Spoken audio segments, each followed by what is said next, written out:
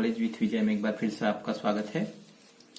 आज के इस वीडियो में हम कक्षा 12वीं फिजिक्स के एक महत्वपूर्ण टॉपिक किरण प्रकाशिकी एवं प्रकाशिक यंत्र से एक अत्यंत ही महत्वपूर्ण विषय किसी लेंस के लिए लेंस सूत्र की स्थापना करना सीखेंगे। यह प्रश्न आपके परीक्षा में इस प्रकार से भी आ सकता है, जैसे गोलीय अपवर्तक पृष्ठ से अपवर्तन सूत्र लिखिए तथा इसकी सहायता से लेंस सूत्र 1/f = μ-1 1/r1 - 1/r2 की स्थापना करें। ये प्रश्न जो है इस रूप में भी आ सकता है, लेंस निर्माता सूत्र क्या है, किसी पतले लेंस के लिए यह सूत्र व्युत्पन्न करें जहां संकेताक्षरों का सामान्य अर्थ है। या यह प्रश्न इस प्रकार से भी आ सकता है, किसी लेंस के लिए सिद्ध कीजिए 1/f = 1/v - 1/u जहां संकेताक्षरों का सामान्य अर्थ है। या यह प्रश्न इस प्रकार से भी आ सकता है, किसी पतले लेंस के लिए अपवर्तन का सूत्र ज्ञात कीजिए। तो इन सभी प्रश्नों का हमको इसी प्रकार से उत्तर देना है जो आपको मैं अभी सिखा रहा हूं। तो आइए हम आज का वीडियो स्टार्ट करते हैं। यदि आपने हमारे चैनल को अभी तक लाइक और सब्सक्राइब नहीं किया हुआ है तो हमारे चैनल को लाइक और सब्सक्राइब करें ताकि आने वाली वीडियो आपको आसानी से मिलती रहे। तो इसके लिए सबसे पहले आपको एक डायग्राम बनाना होगा। डायग्राम कुछ इस प्रकार से रहेगा। मान लेते हैं कि हमारा एक लेंस है, मान लिया गया ये हमारा एक लेंस है जो दो पृष्ठों से मिलकर बना हुआ है। इसमें से पहला पृष्ठ हमारा ये AB हो गया और दूसरा पृष्ठ हमारा ये B और C है, C और D है, सॉरी दूसरा पृष्ठ हमारा C और D है। तो ये लेंस जो है वो दो पृष्ठों से मिलकर बना हुआ है। पहला पृष्ठ है AB और दूसरा पृष्ठ है CD। यहां पर आप थ्योरी भी साथ में लिखते जाएंगे कि माना एक लेंस है जो दो पृष्ठों AB और CD से मिलकर बना हुआ है। इसके मुख्य अक्ष पर माना गया कि ये हमारा इस लेंस का मुख्य अक्ष है। इस मुख्य अक्ष पर एक वस्तु, बिंदु आकार की वस्तु O है जो मुख्य अक्ष पर रखी हुई है। अब मान लेते हैं हम लोग कि मुख्य अक्ष से रखी हुई वस्तु पर यदि कोई प्रकाश की किरण जो है वो निकलती है और वह लेंस के मुख्य पृष्ठ AB पर आपतित होती है। ये AB पर मान लिया गया है, ये कहां आपतित हो रही है तो AB पर आपतित हो रही है। यहां पर आप तीर का निशान लगा दीजिए। तो AB पर जब वो आपतित होती है तो यदि मान लिया गया कि ये लेंस का सिर्फ एक पृष्ठ होता A और B, यदि CD ना हो तब तो उस स्थिति में वो प्रकाश की किरण लेंस से अपवर्तन के फलस्वरूप इस दिशा में चली जाएगी यहां पर। अब चूंकि यहां पर ये मुख्य अक्ष को वापस काट रही है इसलिए प्रतिबिंब यहां पर बनेगा और प्रतिबिंब का नाम दे दिया गया I1।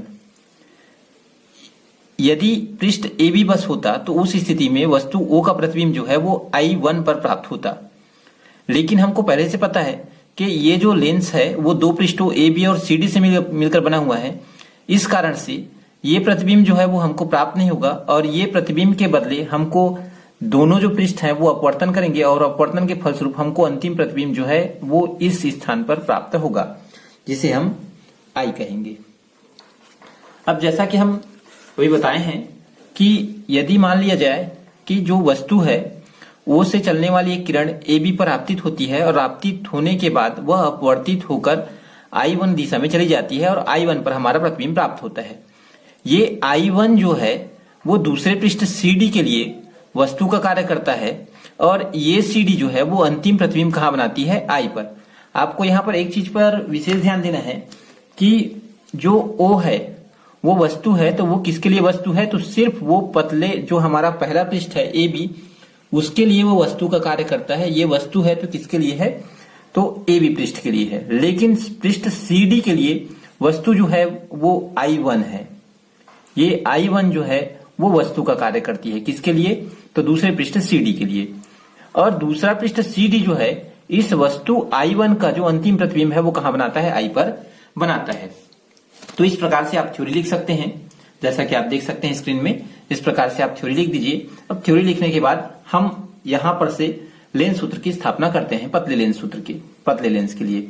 तो हम चूंकि बार बार इस चीज को बोल रहे हैं कि हमारा जो लेंस है वो दो पृष्ठों से मिलकर बना हुआ है, तो हम पहले इस पृष्ठ के लिए AB पृष्ठ के लिए अपवर्तन सूत्र लिखेंगे और उसके बाद सीडी सूत्र के लिए, सीडी पृष्ठ के लिए क्या लिखेंगे, अपवर्तन सूत्र लिखेंगे, और दोनों पृष्ठों के अपवर्तन सूत्र को हम क्या कर देंगे, आपस में जोड़ देंगे। तो आइए हम लिखना शुरू करते हैं, यहां से स्टार्ट करते हैं हम लोग। माना ए बी पृष्ठ के लिए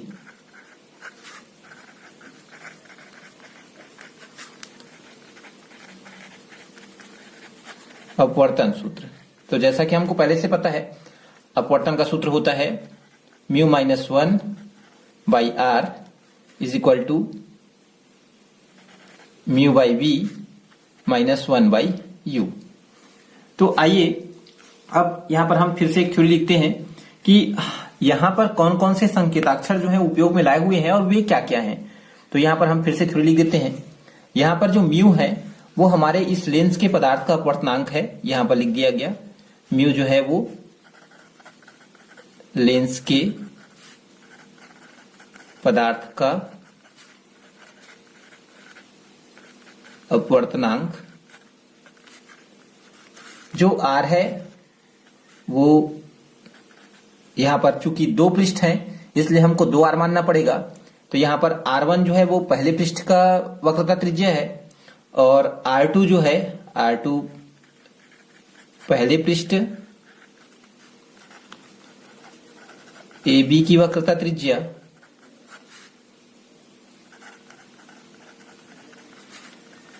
R2 दूसरे पृष्ठ CD की वक्रता त्रिज्या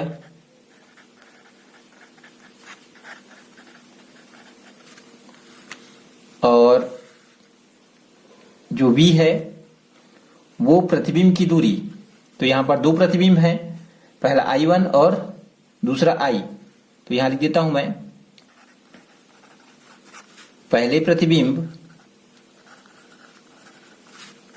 I1 की दूरी यहां पर हम V1 मान लेते हैं, वह अंतिम प्रतिबिंब की दूरी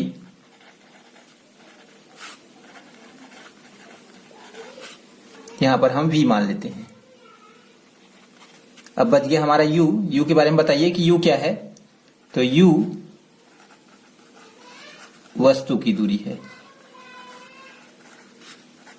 अब यहां पर हम जो अपवर्तन का सूत्र है उसको पहले पृष्ठ AB के लिए लगाएंगे और उसके बाद उसी को CD के लिए लगाएंगे। तो आइए हम पहले पृष्ठ के लिए लगा देते हैं। अब यहां पर पहले पृष्ठ में जब अपवर्तन का सूत्र लगाते हैं तो उसमें हम आवश्यकता अनुसार परिवर्तन करते हैं। जैसे क्या परिवर्तन करना है हमको, तो सबसे पहले आप ये देखिए कि म्यू जो है वो लेंस के दोनों पृष्ठों के लिए, चूंकि लेंस जो है वो कांच से ही मिलकर बना हुआ है इसलिए दोनों पृष्ठों के लिए म्यू का मान यहां पर अभी समान है। अब इसके बाद हम ये चलते हैं कि ये आर क्या है। तो आर जो है हम मान चुके हैं कि पहले पृष्ठ के लिए, चूंकि हम ए बी पृष्ठ के लिए लिख रहे हैं इसलिए पहले पृष्ठ के लिए हमारा आर जो है वो क्या हो जाएगा, R1 हो जाएगा। अब ये क्या है V, तो V जो है प्रतिबिंब। तो पहला पृष्ठ जो है वो प्रतिबिंब कहां बना रहा है, तो हमको पहले से पता है कि पहला पृष्ठ AB जो है वो प्रतिबिंब कहां बना रहा है, तो I1 पर बना रहा है। तो इसलिए ये क्या हो जाएगा, और I1 की जो दूरी है वो हमने क्या माना हुआ है, V1 माना हुआ है। तो इसलिए जो V है वो क्या हो जाएगा, V1 हो जाएगा। इसी प्रकार से 1/u है, तो u की वैल्यू क्या है यहाँ पे, तो u जो है वो वस्तु की दूरी है। तो यहाँ पर हमने वस्तु की दूरी क्या मानी हुई है, u मानी हुई है, तो ये u जो है वो सही है। तो ये हमारा बन गया समीकरण नंबर 1। ये समीकरण 1 है, या ये हमारा अपवर्तन सूत्र है किसके लिए, तो पहले पृष्ठ के लिए। अब निकालते हैं हम दूसरे पृष्ठ के लिए अपवर्तन सूत्र। आइए लिख देता हूं मैं फिर से यहां पे,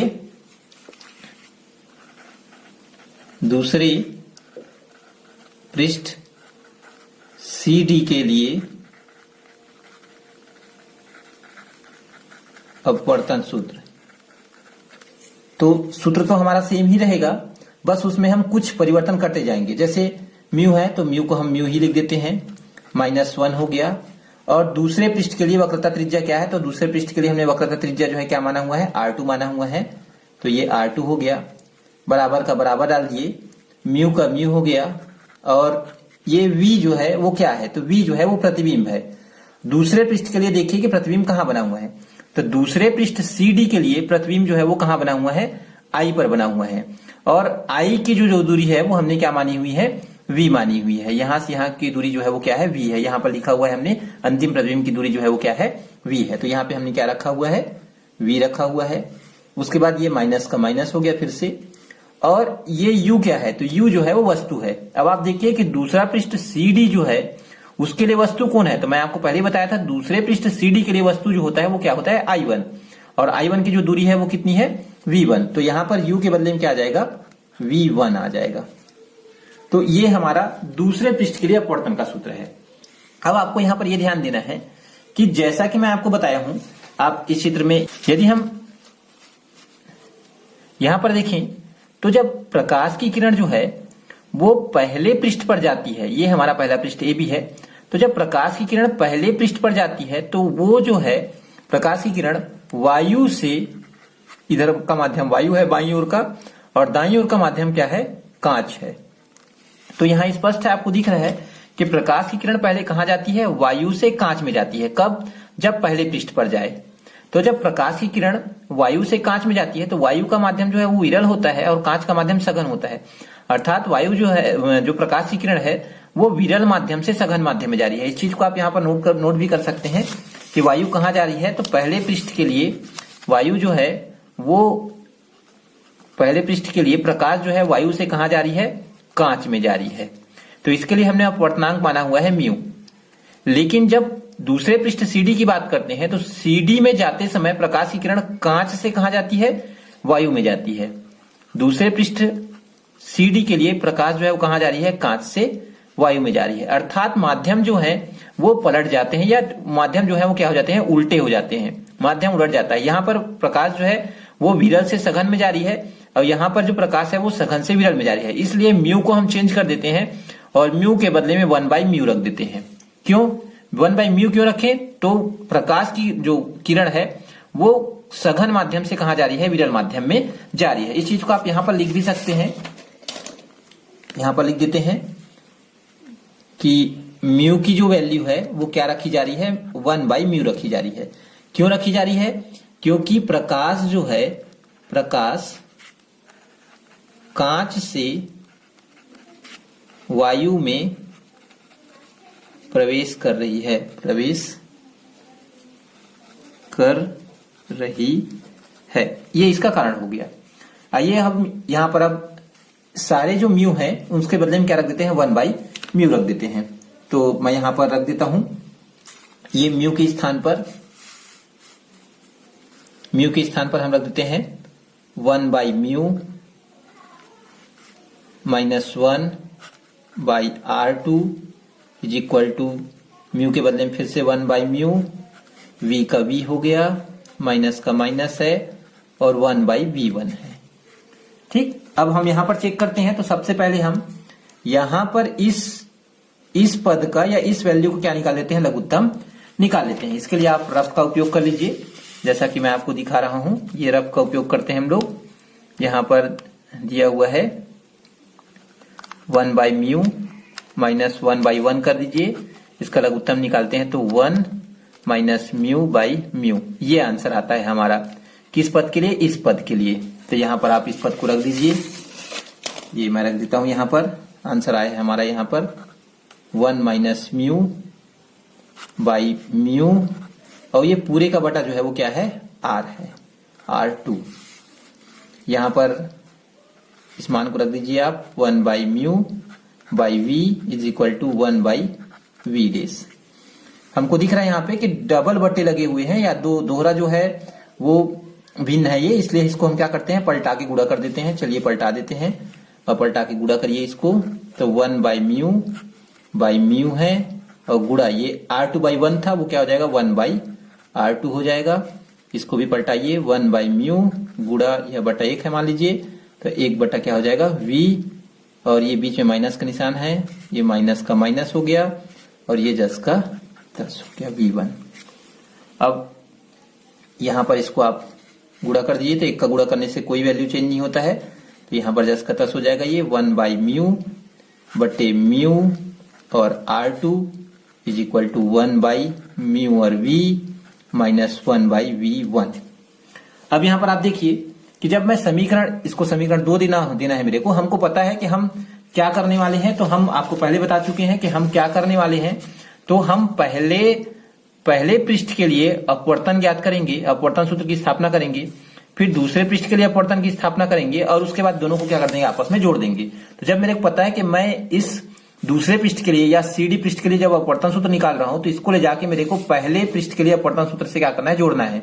तो मैं यहाँ पर चेक करता हूं कि पहले पृष्ठ पर क्या है और दूसरे पृष्ठ के लिए अपवर्तन सूत्र में क्या है। तो मैं यहाँ चेक करता हूं कि यहाँ पे म्यू बाई R2 है, जबकि यहाँ पर सिर्फ R है। तो मैं यहां से इस म्यू को क्या कर रहा हूं, हटा रहा हूं। तो म्यू का मान कैसे हटेगा, तो हमको पता है कि यहाँ पे म्यू जो है वो कहाँ है, नीचे की ओर है। तो नीचे की ओर है तो उसको हटाने के लिए हम क्या करेंगे, ऊपर में म्यू का गुणा करेंगे, तो ये कट जाएगा। तो चलिए आप यहाँ पे लिख दीजिए, सभी पदों में म्यू का गुणा करने पर, चलिए कर दीजिए गुणा।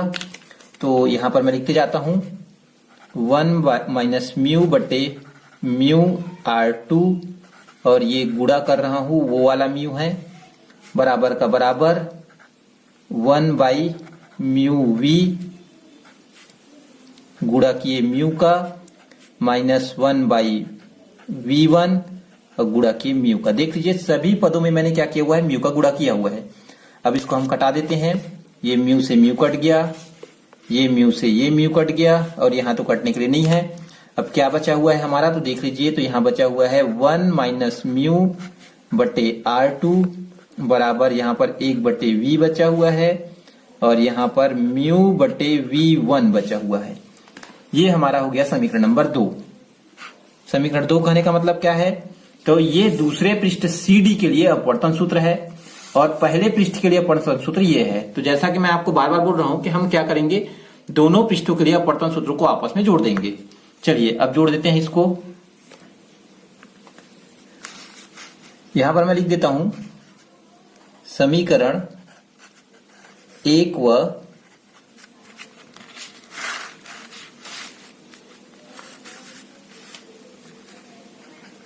2 को जोड़ने पर, चलिए समीकरण 1 और 2 को हम आपस में जोड़ देते हैं। तो जोड़ने के लिए समीकरण 1 के बाएं पक्ष को पहले लिखेंगे, बाएं पक्ष को बाएं पक्ष से, और समीकरण 2 के दाएं पक्ष को दाएं पक्ष से क्या कर देंगे, जोड़ देंगे। चलिए मैं लिख देता हूं सबसे पहले समीकरण 1 का जो बाएं पक्ष है वो क्या है, तो समीकरण 1 का बाएं पक्ष है म्यू माइनस 1 बाई R1। समीकरण 1 का बाएं पक्ष जैसा कि आपको पता है म्यू माइनस 1 बाई R1 है। और इसी प्रकार से समीकरण 2 का जो बायां पक्ष है वो आप देख सकते हैं कि ये 1 माइनस म्यू बाई R2 है, इसको भी लिख देते हैं 1 माइनस म्यू बाई R2। और इसी प्रकार से हम दाएं पक्ष को भी जोड़ देते हैं। तो दाएं पक्ष में समीकरण 1 के दाएं पक्ष में है क्या है, तो mu by V1 minus 1 by U, इसको भी लिख दिया जाता है। चलिए लिख देते हैं समीकरण का दायां पक्ष। तो समीकरण के दाएं पक्ष में है mu by V1 minus 1 by U। और समीकरण 2 के जो बाएं पक्ष में है उसको देख लीजिए, समीकरण 2 के बाएं पक्ष में दिख रहा है आपको क्या है, ये जोड़ना है इसको, तो 1 बाई V और माइनस म्यू बाई V1। ठीक, अब जैसा कि आपको दिख रहा है यहां से कि यहां पर प्लस म्यू बाई V1 है और यहां पर माइनस म्यू बाई V1 है, ये दोनों कैंसिल हो गए। अब बच क्या गया हमारा, तो ये बचा हुआ है ये पद। अब इस पद में हम देखते हैं कि यदि हमको जोड़ना है तो जोड़ने के लिए हमको या तो क्या निकाल सकते हैं, यहाँ पे लघुत्तम निकाल सकते हैं, या यहां पर यदि देखें हम तो ये म्यू माइनस 1 है और ये 1 माइनस म्यू है। तो यहां से हम यदि ये दोनों बराबर हो जाए तो इनको उभयनिष्ठ निकाल सकते हैं। लेकिन दिक्कत यह है कि यहाँ पर म्यू माइनस 1 है और यहाँ उसका उल्टा 1 माइनस म्यू है। तो यहां पर इसको सीधा करने के लिए हम क्या करते हैं, यहां से एक उभयनिष्ठ ऋण जो है, माइनस का निशान जो है, यहां से हम उभयनिष्ठ निकाल देते हैं। तो जैसे ही हम उभयनिष्ठ निकालते हैं तो ये जो पद है वो उल्टा हो जाता है। लिख देते हैं यहां पर म्यू माइनस 1 बटे R1 और ये प्लस है और ये माइनस उभयनिष्ठ निकाला हूं वो है, और ये म्यू माइनस 1 हो गया बटे R2। इधर क्या बचा हुआ है, तो माइनस 1 बाई U बचा हुआ है और प्लस 1 बाई V बचा हुआ है। अब यहां से ये प्लस और ये माइनस जो है वो क्या हो जाएंगे, माइनस हो जाएंगे, और ये जो पद है म्यू माइनस 1 जो है वो कॉमन निकल जाएगा। चलिए कॉमन निकाल दीजिए, यहाँ पर ये नहीं, माइनस नहीं है, ये म्यू माइनस 1 जो है वो कॉमन निकल गया। तो बच क्या यहाँ पे, तो 1 बाई R1 बचा हुआ है और ये प्लस और माइनस जो है वो माइनस हो गया है, तो यहाँ पर 1/R2 बचा हुआ है। उसके बाद ये हमारा क्या बचा हुआ है, तो आप प्लस वाले को पहले लिखिए और माइनस वाले को बाद में लिखिए, जैसा कि आपको पता ही है। 1/V ये पहले लिखा गया और -1/U। अब हम यहाँ पर एक कंडीशन का उपयोग करते हैं कि जैसा कि आपको भी पता है इस चीज के बारे में कि यदि किसी लेंस के सामने वस्तु जो है वो अनंत पे रखी हुई है, क्या बोला गया है कि वस्तु जो है वो कहाँ रखी हुई है, अनंत पे रखी हुई है, तो उसका जो प्रतिबिंब होता है, वस्तु का प्रतिबिंब, वो कहाँ बनता है, प्रतिबिंब की दूरी या V जो है वो क्या हो जाती है, फोकस हो जाती है। जब वस्तु को अनंत पे रखते हैं तो प्रतिबिंब कहाँ बनता है, फोकस पर बनता है, और जब वस्तु को फोकस पे रखते हैं तो प्रतिबिंब कहाँ बनता है, अनंत पे ही बनता है। ये हमको पहले से पता है, तो यहाँ पर इसी वैल्यू को हम यहाँ पर रख देते हैं। चलिए रख देते हैं, तो ये हमारा आंसर आया μ-1 और 1/R1 - 1/R2 is equal to 1/V है, तो 1 का 1 हो गया और V के बदले में हम क्या रखेंगे, F रखेंगे, माइनस 1 का फिर 1 हो गया और U के बदले में क्या रखेंगे, इंडेफिनिट। अब हमको पता है कि 1/इंडेफिनिट का मान क्या होता है, तो 0 होता है, तो यहाँ पर हम 0 रख देंगे, अर्थात ये जो वैल्यू है वो पूरी क्या हो जाएगी, यहाँ से बाहर हो जाएगी। तो हमारा आंसर क्या बचता है यहाँ पर, तो हमारा आंसर आता है 1 μ-1 और 1/R1 - 1/R2 और ये बराबर 1/F। ठीक, तो इस प्रकार से हमारा ये जो है वो लेंस का निर्माता सूत्र है। इसको हम ठीक से लिख देते हैं सिंगल पद को इधर लाकर, तो 1/F इज इक्वल टू μ-1 और 1/R1 - 1/R2। ये हमारा क्या है, तो ये हमारा लेंस का निर्माता सूत्र है, लेंस निर्माता सूत्र। यदि हमारा प्रश्न सिर्फ इतना ही आता है, लेंस निर्माता सूत्र की स्थापना कीजिए, तो हम यहीं तक लिखेंगे और उसके बाद हमारा जो सवाल है वो खत्म हो जाता है। इसके बाद यदि प्रश्न हमसे और आप पूछता है आगे कि आप लेंस सूत्र की स्थापना करें करके, तो हमको क्या करना पड़ेगा, सवाल को और आगे बढ़ाना पड़ेगा। अब यहाँ पर आप समीकरण को नाम दे दीजिए। ये हमारा है समीकरण नंबर, ये हमारा समीकरण नंबर 3 है और ये हमारा समीकरण नंबर 4 है। हमको दिख रहा है समीकरण 4 जो है वो हमको 1/F की वैल्यू बता रहा है कि 1/F जो है किसके बराबर होता है, μ-1 और ब्रैकेट में 1/R1 - 1/R2 के बराबर होता है। अर्थात ये जो पूरी वैल्यू है समीकरण 3 का जो वैल्यू है वो किसके बराबर है, 1/F के बराबर है। तो ये इसको हटाएंगे हम यहाँ पे और यहाँ पर इसके बदले में क्या रख देंगे, 1/F रख देंगे। चलिए इसको लिख देते हैं हम लोग, समीकरण 3 में 1/F का मान रखने पर, ठीक, यहां पर हम रख देते हैं, तो इसके बदले में क्या रख देंगे हम लोग, 1/F रख देंगे। ये रख दिया गया 1/F, किसके बदले में, ए पूरी वैल्यू के बदले में, ये समीकरण 3 के बदले में। ये जस का तस हो जाएगा, बराबर का बराबर है 1/V - 1/U। ये क्या है हमारा, तो ये हमारा लेंस सूत्र है, लेंस सूत्र। ठीक, तो इस प्रकार से आप क्या कर सकते हैं, किसी पतले लेंस के लिए लेंस सूत्र की स्थापना कर सकते हैं या किसी लेंस के लिए लेंस निर्माता सूत्र की स्थापना कर सकते हैं।